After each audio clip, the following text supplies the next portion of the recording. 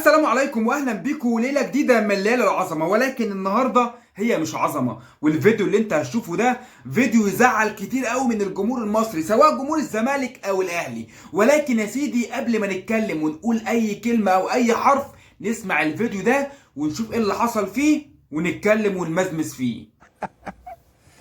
هذه اخر اربعه. هنستبعد واحد. هنستبعد الزمالك. عرف بس خش الاهلي طلعت الزمالك. لا، ما هو انت بتقول بالنتائج والتاريخ والارقام. ممتاز. مش بالهويه. مش بالهويه. مع كل. طيب يا سيدي، هنا المذيع بيقول لمدحت شلبي انت بتشيل الزمالك علشان الاهلي. هنا بقى اول نقطه ونمزمز الكلام قوي مع بعضينا.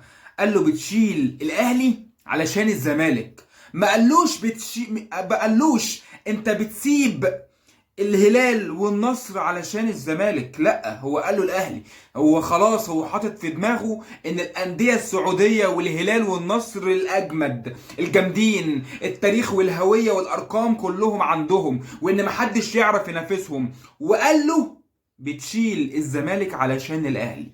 لا يا سيدي، ودي مش مشكله بالنسبه لي، لان انت كده كده سعودي ومش هتيجي على الانديه السعوديه واكل عيشك الاكتر، وانك مش هتكون حيادي بالشكل الاكبر علشان تقول كلمة حق. ولكن كلمة حق المفروض تطلع من المصري اللي قاعد جنبك، اللي اساسا المصريين والاعلام المصري والتاريخ المصري والاهلي والزمالك وجمهورهم هم اللي عملوه، واللي عملوا زيه كتير.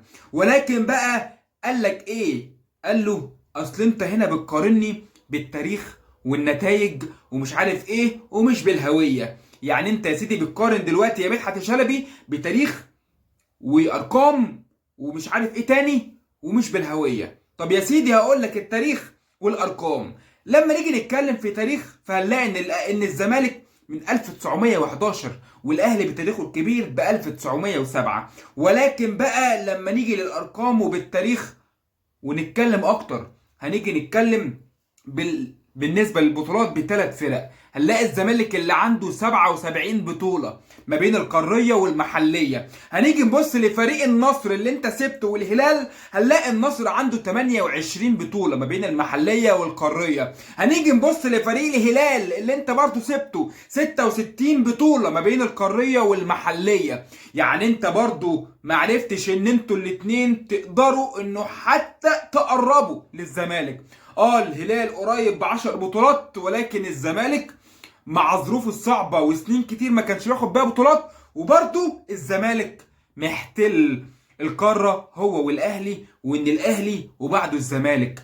المركز الاول اهلي، اللي بعديه الزمالك. فانت لو هتجيب اهلي وزمالك وتقارنهم بالفرق الافريقيه كلها والفرق العربيه كلها، هتلاقيهم في كفه والاهلي والزمالك في كفه تانية. هتتكلم على الاهلي اللي بينافس ريال مدريد عن مين الاكثر حصولا في البطولات، هتلاقي الاهلي دوري ابطال افريقيا هو الاكثر، بعديه الزمالك.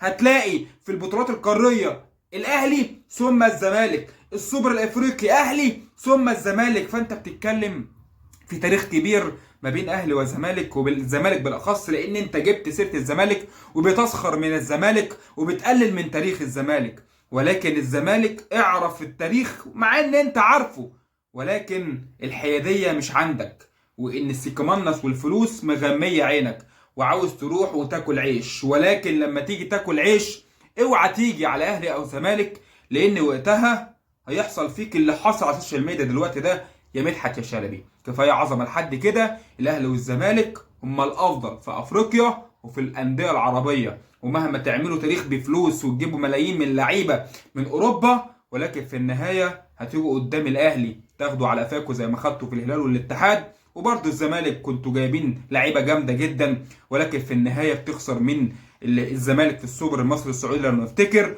وكمان النصر اللي فيه ماني وكريستيانو وتاليسكا ونجوم كبار، وبرضه معرفتش انك تفوز على الزمالك، بل بالعكس اتعادلت في اخر دقايق من المباراة.